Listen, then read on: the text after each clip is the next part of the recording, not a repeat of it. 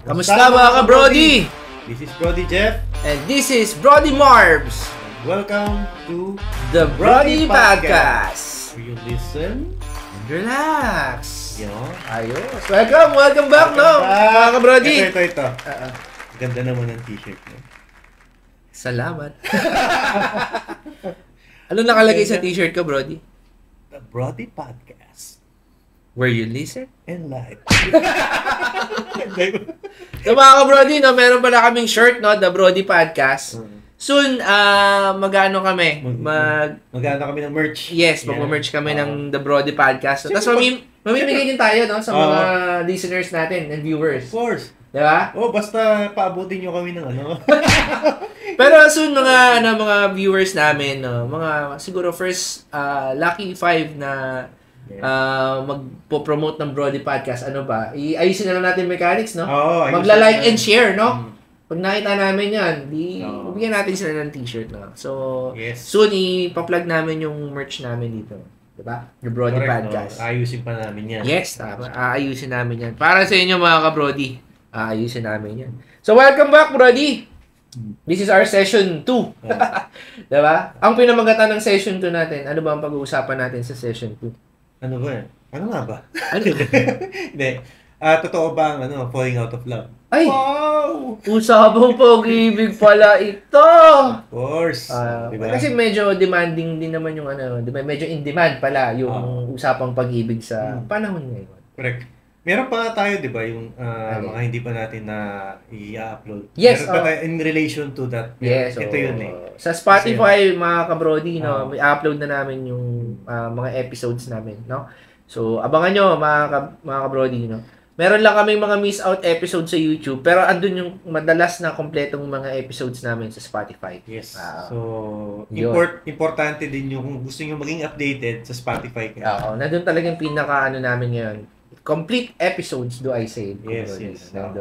Ang ganda naman ng pag-uusapan natin. Totoo ba ang word o ang term na falling out of love? Yung mga natin dyan, viewers and listeners natin, ha? Makinig kayo. Namnamin nyo to, ha? Yes. Para pag sinabi sa inyo ng mga partner nyo na, ayoko na, hindi na kita mahal. May iba na yun.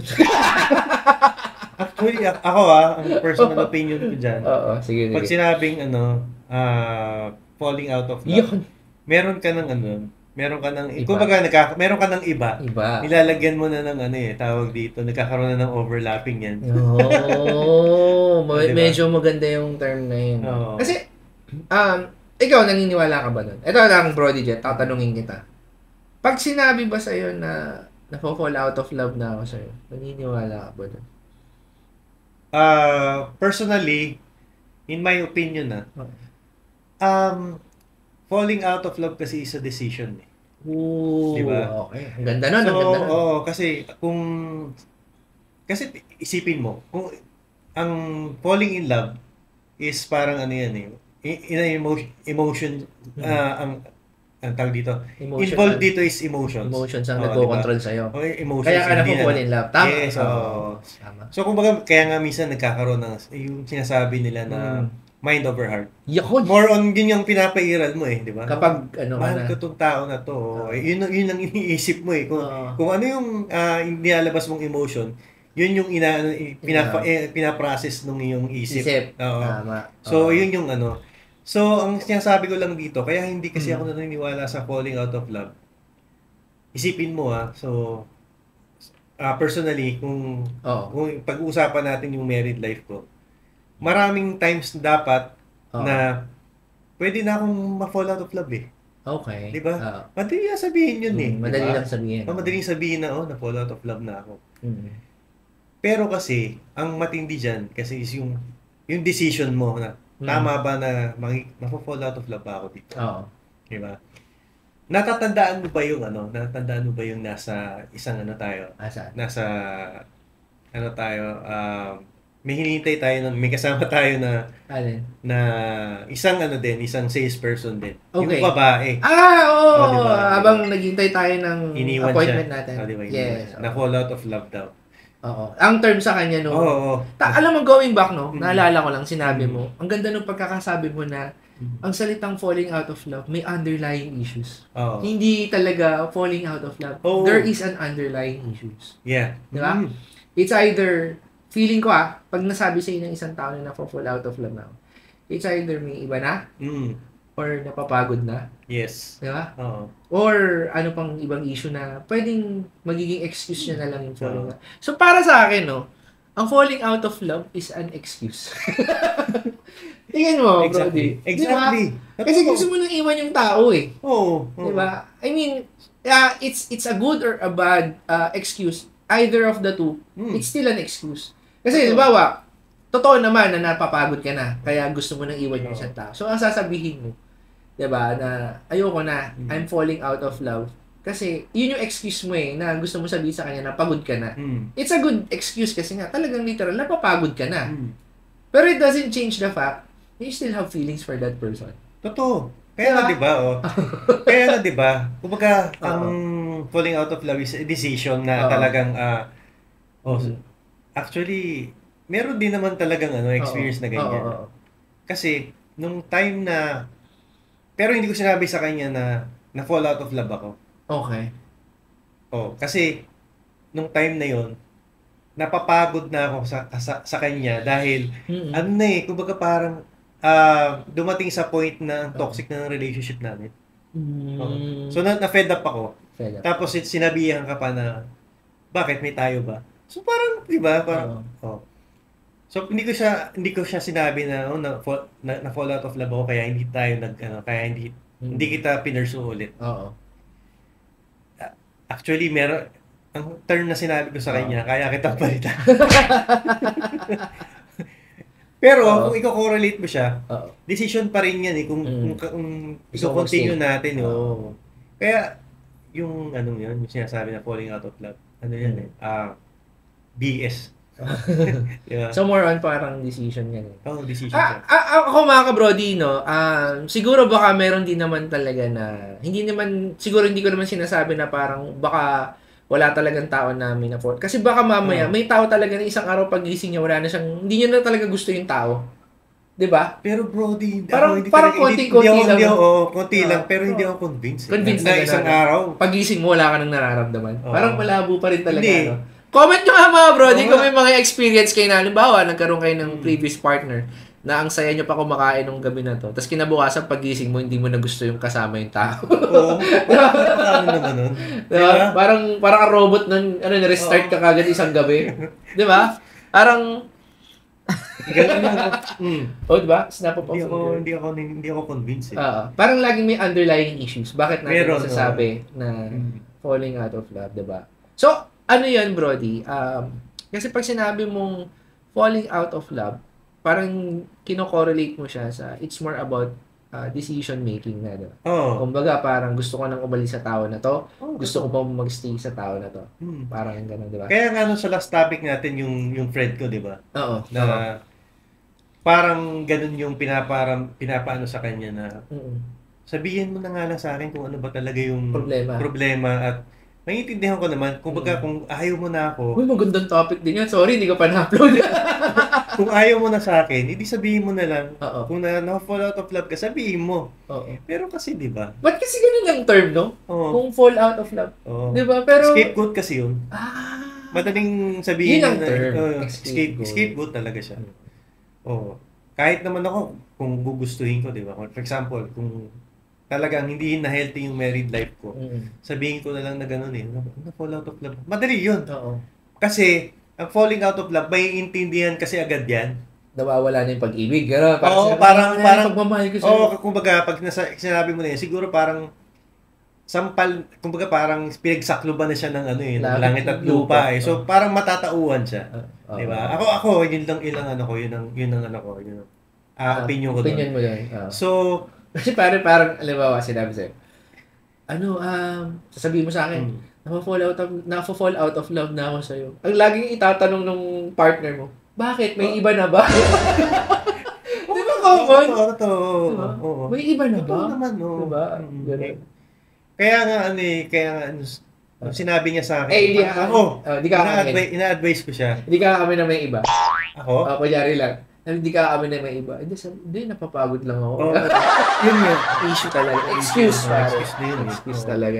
Saka, pag ganun kasi talagang meron, meron talagang overlapping. Ako sa tingin ko Oo. So, yun yung ikaw ba? Ako, I agree. Kasi, ang hirap i-justify na halimbawa, kasi pag sinabi mo kasing pagmamahal, love, andun yung affection, yung time mo, yung focus mo sa isang Tapos tao. yung accepting yung flaws ng partner mo. Lahat yun, nandun. Pag sinabi mo, love mo, mahal mo Diba? Yung tipong lahat gagawin mo para sa tao mo. Kasi, kumbaga, yun yung mundo mo. Kasama siya sa mundo mo. Ngayon, nakakilala ka ng ibang tao. Siyempre, lilipat mo ngayon din yung mundo mo. Ngayon, sasabihin mo dun sa tao na dati mong kasama, I'm falling out of love na kasi. Kasi, may bago ka na pinag-e-effort. Meron ka ng nai-in-love ka sa iba. Nai-in-love ka sa iba. Diba? You are being blinded by the new person. Kasi lahat ng, napupunta na doon, diba? Kasi Brody, ikaw nga yung kinikwento mo yung kung paano kayo nag-start ng misis mo, diba? Oo. So, for how many years yan, diba? Yes. Meron kayong ups and downs, lalo na yung nagkaroon kayo, diba, for quite some time, problema kami. Nag-break up kayo, di ba? Time na yun. Pero, you managed to find your way din. Yes, kumbaga, we take time, nagpahinga, diba? Minsan kasi alam mo, Brody, mga ka-Brody, hindi masama, magpahinga sa isang relasyon kung talagang medyo talagang ang gulo-gulo na ng relasyon nyo, di ba? Ang mali lang kasi doon kapag humanap ka ng iba for the meantime. Diba? Correct. Kasi di ba gusto mo mag-heal? Pero ang problema dahil nga gusto mo mag-heal, naghanap ka ng attention ng iba. Diba? Paano kung dalawa kayo ng partner mo na, yung partner mo pala gusto rin mag-heal for the meantime? Gusto na, ako, naniniwala naman ako sa parang, let's take a break muna siguro. Para we understand kung ano yung worth natin, diba? Para maintindihan natin kung ito pa ba talagang gusto natin, diba? Ngayon, kung talagang nakita mo na may peace of mind ka na nawala na yung partner mo, di mag-reach out ka muna bago ka humanap ng iba. Sabihin mo muna na mas na-appreciate ko na yung buhay ko nang wala ka. Diba? Explain mo yun dun sa partner mo, diba? Hindi yung putang na sasabihin mo, tapos biglang meron ng iba. Kasi sabi mo, falling out of love. Mahirap Aminin na lang. Pero, kung maaari, sabihin na lang ng maayos. Oo, tama na. Kasi, ano nga yung pinag-uusapan natin nung nakaraan sa Starbucks, no? Parang, mga ka-Brody, na pag-usapan kasi namin ni Jeff relating to this topic is staying in love. Diba? Tsaka versus staying in a relationship. Magkaiba yun. Naulitin namin, staying in love and staying versus do sa staying in a relationship. Bakit ba natin nasabi na magkaiba yun? Una, yung staying in love, it's an emotional decision. Kasi kaya ka nag-i-stay, iba staying in love din sa isang tao, mahal mo Diba? So, ibig sabihin pala, Brody, ngayon ko lang din naisip pala na yung staying in love is also a decision. Decision pa rin siya. Pero it involves emotion. Kasi you wanted to stay Kasi mahal mo Kahit gaano pa katagal na panahon yan. You're staying in love. Pero kasi ang nagdi-decision doon, yung emotions mo. Diba? Versus, dun sa staying in a relationship. Kasi maraming factors to consider ang staying in a relationship. Diba? Una, kunyari, convenient. Yung convenience mo. Na nakasanayan mo na itong partner mo. Ayoko na maghanap na iba. Stay na ako dito. Cool na ako dito. Ano na ako dito.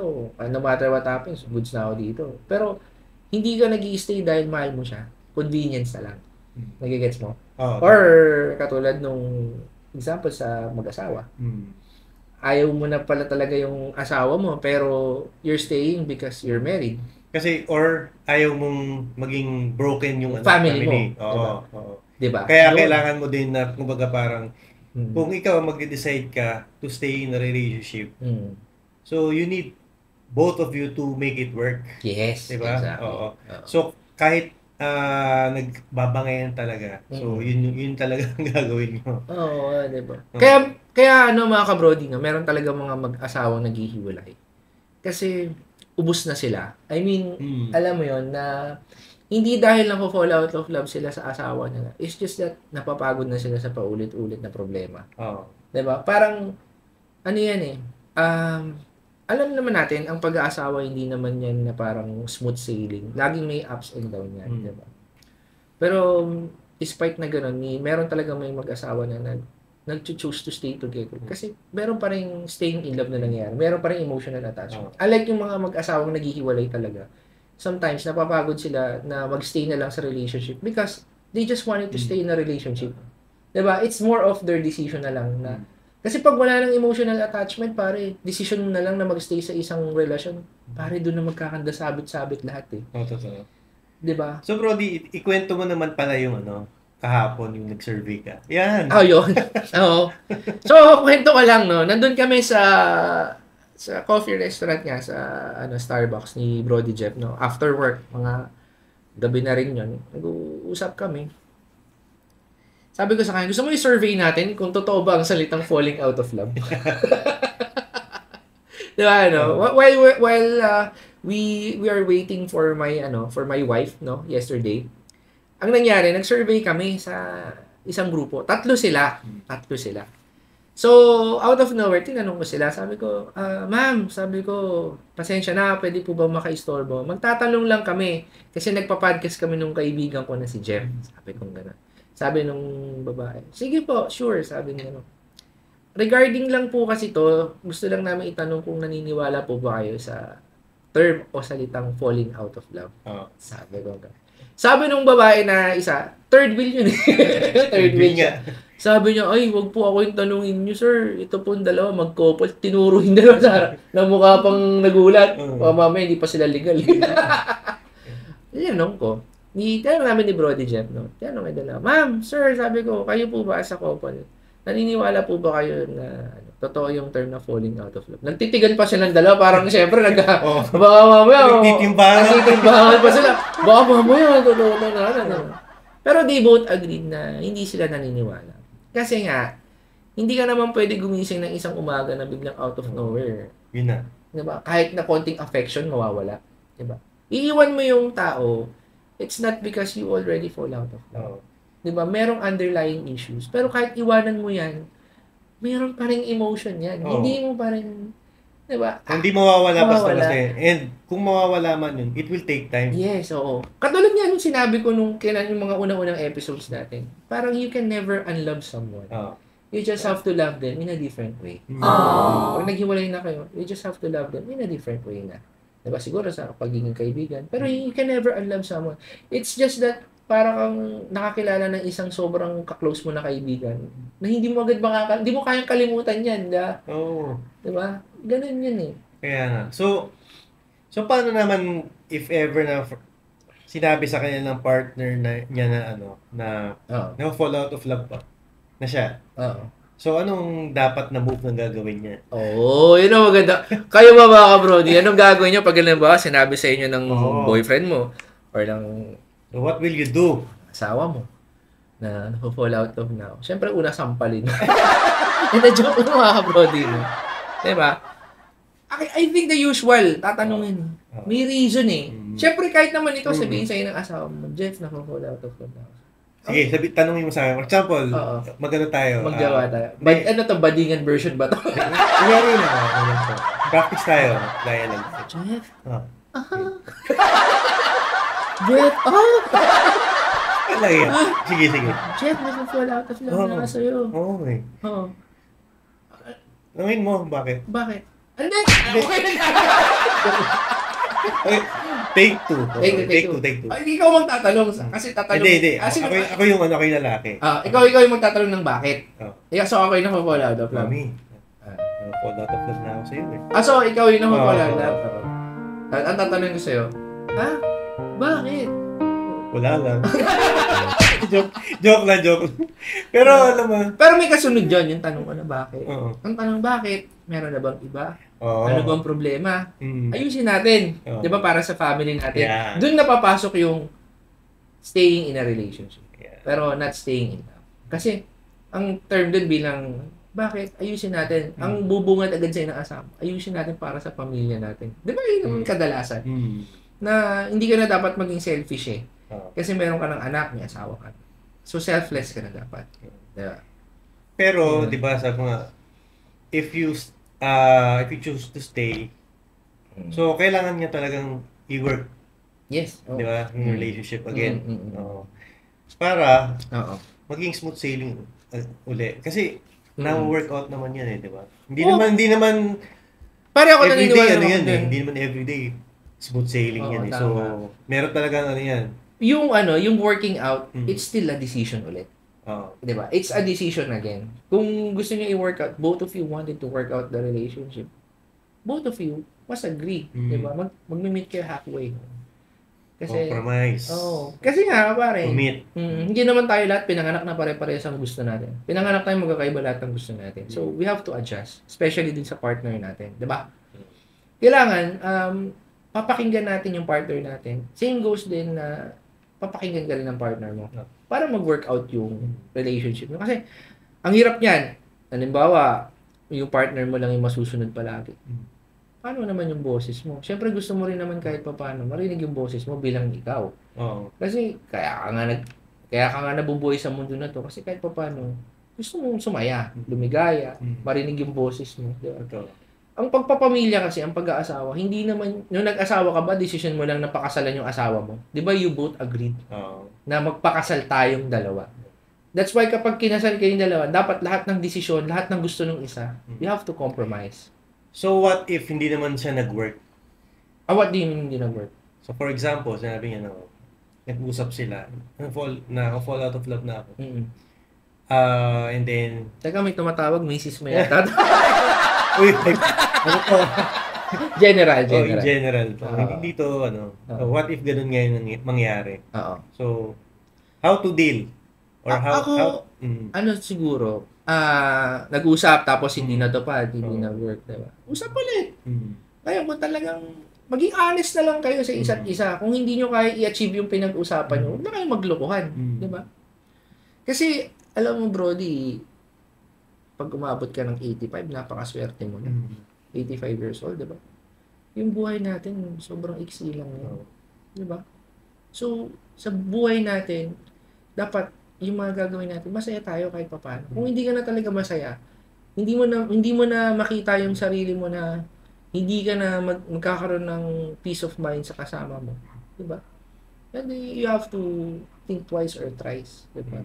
Pero syempre, considering kung may anak ka na, kung ano, kailangan mo timbangin lahat, Brody. Kasi may makakakilala naman ako, masaya na lang sila sa co-parenting. Diba? May ganun. Kasi malalaki naman na yung mga anak. They both find happiness. Naging magkaibigan pa sila. Well, in fact, nagpasalamatan pa sila na thank you for being there as my friend kahit na, diba, hindi maganda yung ending nila as husband and wife. Pero, yung pala mas okay silang magkaibigan. Kasi mas naging nila yung respeto nung naging magkaibigan sila. Pero nung mag-asawa sila, wala silang respeto sa isa't isa. Pero nung naging magkaibigan na sila, as malaki na yung anak nila, doon nagkaroon ng respect. May ganun akong kwento, may mga ganun akong kaibigan pa na medyo may edad na rin sa nakamento niya na nang nangyari nga lang yung lalaki yung walang naging partner. Pero yung babae, nagkaroon ng bago. So, yung lalaki, in-enjoy niya na yung buhay niya. Hanggang sa ngayon, wala pa rin siyang, siguro baka girlfriend, pero wala pa siyang binabae. Binata lang. Sabi niya lang na parang one thing I've learned from my life, sabi niya, is yung happiness, it's always a choice. Sabi niya. So, masaya ako na wala akong someone, masaya lang ako kung ano meron ako. Kasi sabi niya nga, tumatanda na ako, hindi na ako bumubata. So, I've been there. Naramdaman ko na kung gaano kahirap mag-asawa, na hindi nag-meet ako. Aminado rin siya, may mga ugali siya na mali din sa kanya, na hindi niya na kayang baguhin, na ayaw din ng asawa niya, at baka ayaw rin ng magiging bagong asawa niya. Aminado siya sa ganun. So, he chose to stay that way, na malaki naman na yung mga anak ko. Nagpo-provide naman ako sa kanila. And I don't see any, wrong decision na ginawa ko. Yung sabi niya, yung ex-wife ko, yun nga, kinukwento niya sa akin. Wala kami respeto sa isa't isa nung magkasawa kami. Away kami dito, away kami dito. Pero nung naghiwalay kami, we both find peace. nirespeto niya ako bilang dating partner niya. Nirespeto ko rin siya. Well, in fact, nagpaalam pa sa kanya yung ex-wife niya nung magkakaroon na raw ng bago. Di ba nakita mo yung respetuhan niya? Na, tinanong ko siya, may kirot ba sa puso mo nung nagpaalam sa yung... Ano sabi? Sabi niya, magiging sinungaling naman ako kung sasabihin kong hindi. Siyempre, di ba nga, mahal ko pa rin naman yung ex-wife ko. Pero, ano yun decision ko yun. Diba? I chose that way. Yun yung ginusto ko na maghiwalay kami, ay mag-cooperate na kami. So, kailangan panindigan ko yun. Kasi sino ba naman ako para pigilan na lumigaya yung ex-wife ko? Diba? Hindi nga siya lumigaya sa akin eh. Kung liligaya sa bagong lalaki, ba't ko pagdadamot siya? Tama. Pero masakit daw. May kirot. Pero sabi niya, yung kirot na ramdaman ko na yun, mas na-overwhelm naman o mas napalitan niya naman yung kaligayahan nung naghiwalay kami. Kasi yun nga, nagkaroon siya ng peace of mind. Niloko ko pa nga siya. So, gusto mo, boy, binata ka na. Sabi niya, there's more to that, sabi niya. Ayoko na lang ulit na magkaroon ng sakit sa ulo. Di ba, nakita mo? Bibiruin mo na lang. Gusto mo pa ng boy binata, ba't nagpakasal niya? Diba? Na-trauma rin siya sa isang maling marriage. Diba? Na away sila ng away. Hindi siya nire-respeto ng asawa niya. Ganun din siya. Hindi niya rin nire-respeto asawa niya. Kasi nga, hindi nagpapasakop sa kanya yung asawa niya. So, hindi rin siya magpapasakop nun, di ba? So, anong mangyayari doon? Siyempre, ayaw niya naman na mangyari na talagang makilala sila ng anak nila na tumanda na sila na wala silang respeto. What if mag-aasawa daw yung mga anak niya na nakita ganung relasyon? It's better na naghiwalay sila and then they counseling na lang doon sa anak nila na anak. Pasensya ka na. Minahal naman talaga namin yung isa't isa ng nanay mo, ng tatay mo, gano'n. Usap nila. It's just that sa mundong to, diba, may mga dahilan lang na yung pala, kayo yung dahilan, kailangan lang pala kayo mabuo. Diba? Pero hindi kami meant to be ng mami mo. Yes. Diba? So, So, what are your thoughts mga ka-brody? Mag-comment naman kayo sa mga ito. Tama. Ano bang malalim yung kwento. Napakwento pa ako dun sa buhay ng kaibigan ko na yun. Shout out sa'yo, pare. Yung nun. Huwag ka magkaya, hindi mo kita papangalan. And I know na you're better off that way. Kasi nga, di ba, ayaw mo rin na nagsasuffer yung ex-wife mo na umiiyak ng dahil sa'yo. So yun nga, kung ganun, kung worst case scenario, dumating man sa point na ganun, kailangan talaga natin process talaga. Kailangan natin mag-move on. Kasi kung pipilitin nyo lang, baka maging detrimental siya eh. So, kailangan na talaga let go. Sobrang yun masasabi ko brave enough yung both yung lalaki at babae to kasi hindi rin natin alam yung inside struggles ng babae kung mahal na mahal pa siya, pero syempre dahil nga gusto rin ng lalaki na maghiwalay na sila, diba, doon lumabas yung respect. Pero kasi alam mo ba one time meron lang ako napanaginipan ko yung alin, Brody? Yung wife ko kasi tagal na to. Alam mo yun, parang ito umiiyak. Hindi. Naninipa ako na na meron lang siyang iba. Yung wife mo? And then, alam mo yung, sa panaginip ko, umiiyak ako. Alam mo yun, umiiyak. So, tapos nung nagising na ako, parang, napanaginipan mo, napanigitan mo yung wife mo na may iba na lang. Ayun. Ayun. Parang umiiyak ako sa panaginip ko. Kasi syempre. Grabe pala, no? Pero syempre nga, kung worst case na ganun yung mangyari, o in general na lang, hindi naman sa akin, kailangan talaga tayong dumaan sa proseso. Just like any ordinary breakups. Yes. Naman talaga Tama. Hirap yun. Syempre, ilang taon nung kasama. Tapos biglang... Kaya nga, yun yung kwento niya. It's never an easy process, sabi nung kaibigan ko. Pero, they both ended up. Diba? Pero weird nung dilaban natin. Go. Minsan gusto ko itong chinelasan, Brody. Hindi, Brody na. Pakinipa ko lang naman eh. Anyway. Okay. Na-share mo naman. Pangit ng term mo, tangina mo. Alam mo naman. Napanaginip ba may iba? Yeah. Okay. Mga Brody, minsan uncensored talaga magsalita tong kaibigan natin na si Brody Jet, no? So, ayun. Sana na-enjoy niyo yung topic. Kayo mga Brody, what are your thoughts, no? Did you experience falling out of love ba talaga? Share niyo naman kung talaga naramdaman niyo. Kami naman, opinion lang namin yun. Kasi hindi namin naramdaman yun na pag-gising kinabukasan, ayaw na namin yung isang tao. Sa mga exes mo, diba? You still have feelings kahit na siguro napapagod ka or may iba ka na. Pero hindi yung instant na. Diba? Hindi pwedeng ganun. Kaya nga minsan, Brody, pansinin mo, pag may naghihiwalay na mag-jowa, after certain time, biglang magme-message doon sa jowa niya na parang, mali ako ang desisyon, pinakawalan kita. Kasi yung feelings, it's always there. Diba? Hindi yan basta mawala. May term nga na the one that got away. May mga ganun. Tot ka. Diba? Huwag lang totkan.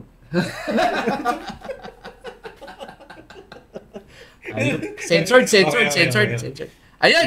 Maraming salamat mga Brody. See you on our next episode. Thank you. See you. Bye-bye.